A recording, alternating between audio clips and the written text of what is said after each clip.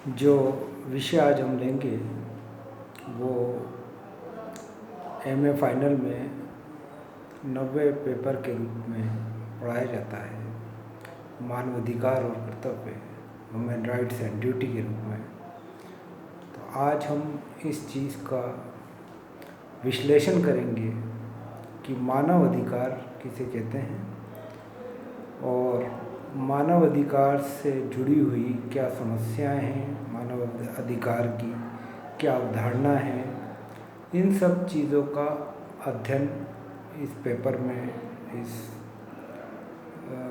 Paper में लिखित है।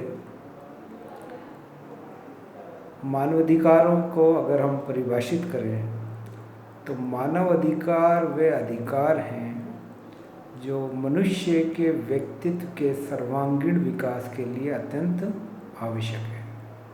यानी कोई भी व्यक्ति अपना विकास, अपने व्यक्तित्व का विकास नहीं कर सकता जब तक उसे कुछ ऐसी परिस्थितियां प्राप्त ना हों जिसमें वे अपने व्यक्तित्व के विकास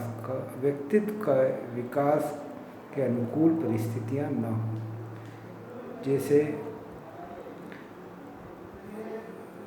मानवाधिकार का अवधारणा इस रूप में है कि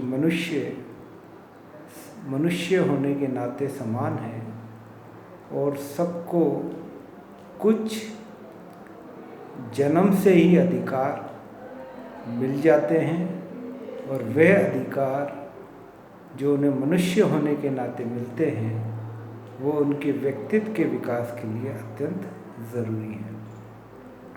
मानवाधिकार में वे अधिकार आते हैं जो व्यक्ति की स्वतंत्रता, समानता और गरिमा से जुड़े हुए होते हैं।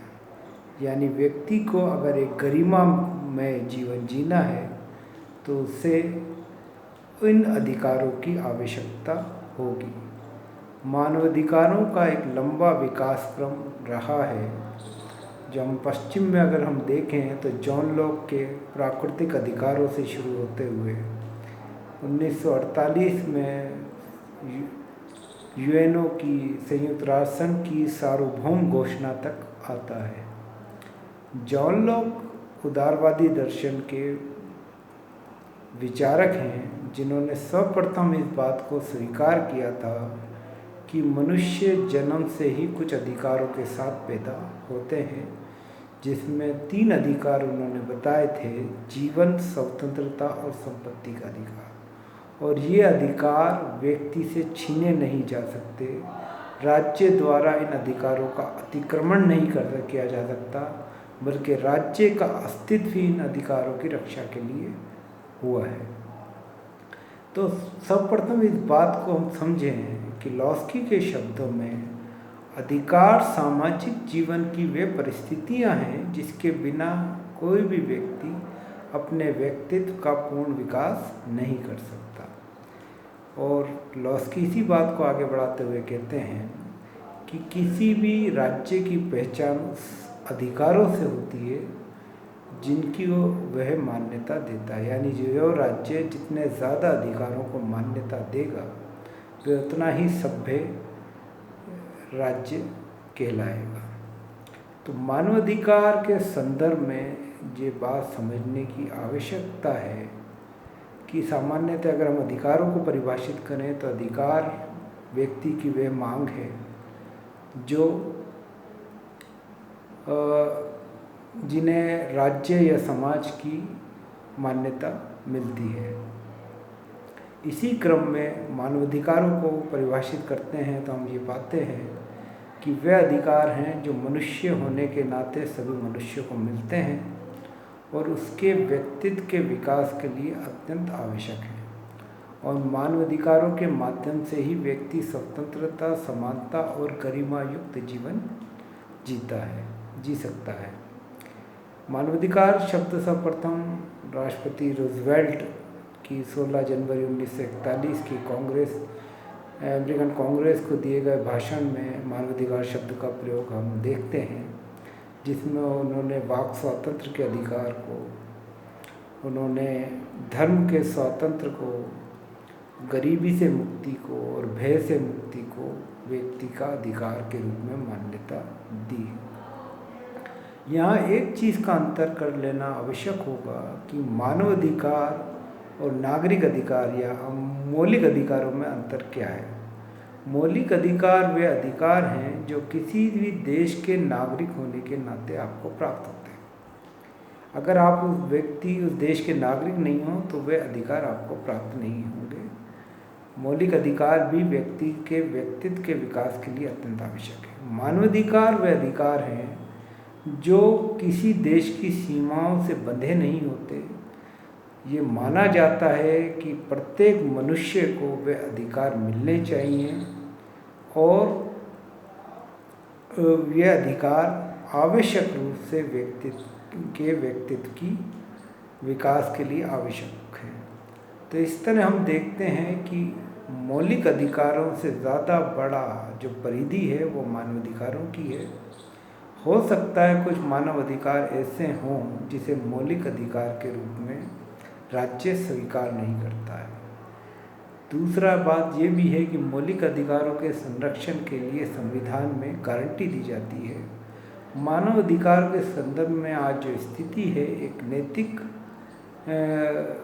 स्थिति मानी जाती है, जिसमें ये माना जाता है कि किसी भी परिस्थिति में राज्य की ऐसे ये अपेक्षा की जाती है कि वह इन अधिकारों में हस्तक्षेप ना करें।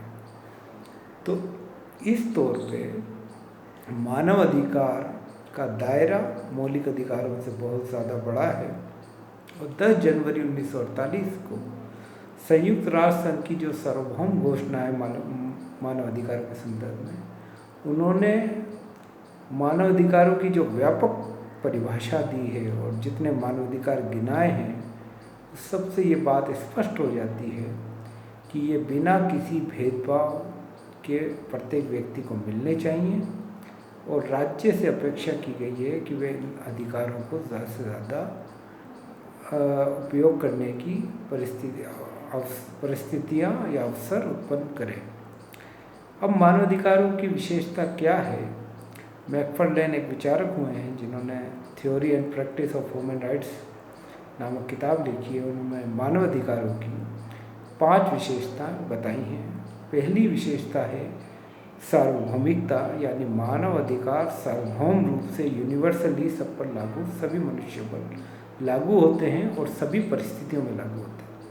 ऐसा नहीं हो सकता कि व्यक्ति के किसी मनुष्य को हम ये मान लें कि कुछ मनुष्य को मानवाधिकार हैं, कुछ को नहीं है। ऐसी धारणा मानवाधिकारों की धारणा के विरुद्ध होगी। हम ये मानते हैं मानव होने के नाते व्यक्ति को कुछ अधिकार मिलते हैं और वे सभी परिस्थितियों में समान हैं। दूसरा है व्यक्तिगतता, अर्थात व्यक्ति को एक स्वतंत्र व्यक्तित्व होने के नाते मानवाधिकार की प्राप्ति होती है। सर्वोच्चता के संदर्भ में मैकफर्लेन का कहना है कि किसी भी आधार पर इनका अतिक्रमण नहीं किया जाता। मानवाधिकार एक ऐसे अधिकार हैं जिनका किन्हीं भी आधार पर अतिक्रमण नहीं किया जा सकता, या जनहित के आधार पर भी राज्य मानवाधिकारों में हस्तक्षेप नहीं कर सकता। ये व्यक्ति से जुड़ा हुआ ऐसा अधिकार है जो किसी भी क्षेत्र में, किसी भी रूप में अतिक्रमण से मुक्त है।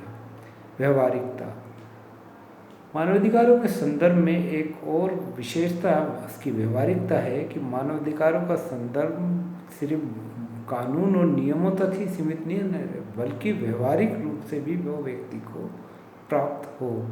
इस रूप में भी मानवाधिकारों की व्यवहारिकता का प्रश्न बहुत बड़ा प्रश्न है कि कानून सिर्फ मानवाधिकार सिर्फ कानूनी रूप में और सिर्फ औपचारिक रूप में व्यक्ति को नहीं मिले, बल्कि ज़्यादा से ज़्यादा व्यवहारिक रूप से व्यक्ति उन अधिकारों का प्रयोग कर सके। क्रियान्वयन योग्य, यानी मानवाधिकार ऐसे अधिकार हैं जिनका क्रियान्वयन किया जा सकता है। ये सिर्फ एक मूर्त घोषणाएं या नैतिक घोषणाएं नहीं हैं, बल्कि इनका क्रियान्वयन किसी भी राज्य या समाज द्वारा किया जा सकता है।